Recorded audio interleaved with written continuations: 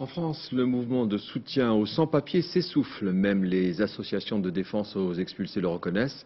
Les collectifs qui s'opposent au départ forcé des sans-papiers se rendent pourtant tous les week-ends dans les aéroports. Et ils essaient d'empêcher les expulsions en demandant l'aide des autres passagers qui doivent prendre l'avion. Reportage de Dorothée Cochard, Yves Ginca et Delphine Détry.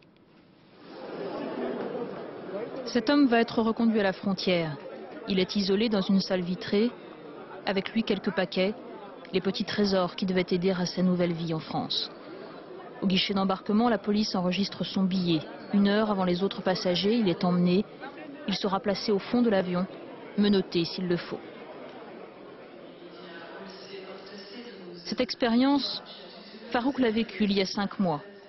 Il vivait en France depuis 12 ans, père de 3 enfants nés sur le territoire français. Ce sans-papier n'était pas expulsable. Pourtant, un matin, il s'est retrouvé sur la passerelle d'un avion. Destination Le Caire. Je parlais avec les pilotes, ils connaissaient mon histoire. Je ne vais pas quitter mes enfants. Je ne vais pas tourner chez moi. Après, il a appelé la police. Il m'a dit non, je n'accepte pas, ce n'est pas obligatoire. Il n'y a pas de discussion. Tout le monde il descend, s'il vous plaît. On est descendu. Cette décision du pilote, Farouk le sait, c'est à eux qu'il la doit. Ils se sont donné un nom, le collectif anti-expulsion. Sans-papiers expulsés, sans-papiers assassinés. Aujourd'hui, on sait qu'il va y avoir des sans-papiers expulsés vers l'Afrique. Donc on vient informer les passagers que vous pouvez, si vous voulez, refuser de voyager avec les sans-papiers qui sont expulsés. Renseignés sur les vols qui emmènent les sans-papiers, ils tentent d'enrayer ce qu'ils appellent la machine à expulser.